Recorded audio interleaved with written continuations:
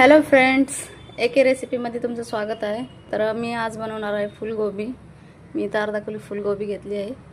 ही अशी या साईजची मी कटिंग करून घेतली आहे। तर याची रेसिपी आज आपण बघणार आहोत। चला तर रेसिपीला सुरुवात करू। तर मी इथं कढाई घेतली आहे। फुलगोबी आपल्याला पूर्ण भाजून घ्यायची पहिलं आणि नंतर धुवायची आहे त्याला।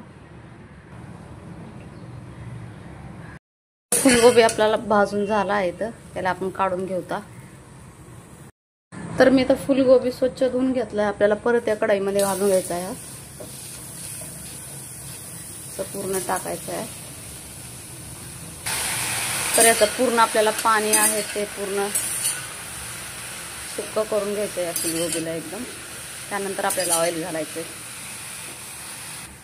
तर पाणी इथं पूर्ण आपलं सुक्क झालं आहे। याच्यामध्ये आपल्याला तेल घालायचं आता।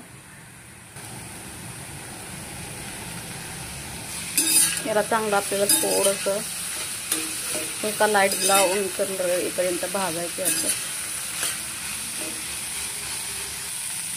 तर यामध्ये आपल्याला आम्ही सालच्या शेत ठेचून घेतला आहे लसूण, तो घालायचा यामध्ये। बाकी यामध्ये थोडा टोमॅटो पण टाकायचा आपल्याला। याला चांगलं एकदम मिक्स करून घ्यायचं आहे।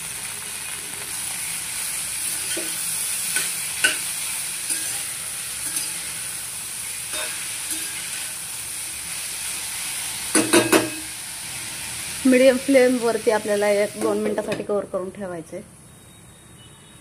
तर 1-2 मिनिट आपले झाले आहेत। मिक्स करायचे याला चांगलं।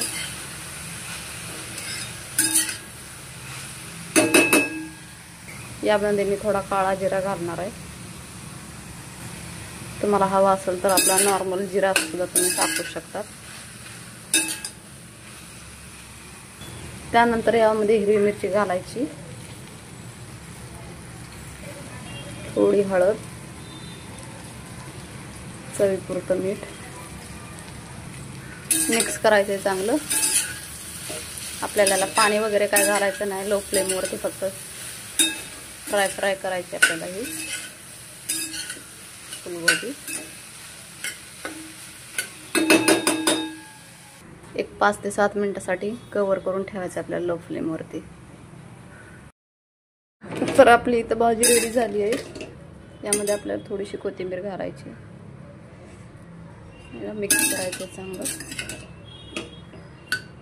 खूप छान लागते अशी रेसिपी। तुम्ही एकदा नक्की बनवून बघा, नक्की आवडेल तुम्हाला। सो फायनली माझी रेसिपी रेडी झाली आहे। तुम्ही बघू शकता, खूप छान लागते अशी रेसिपी। एकदा नक्की ट्राय करा। रेसिपी जर आवडली असेल तर नक्की लाईक करा, सबस्क्राईब करायला विसरू नका। थँक्यू।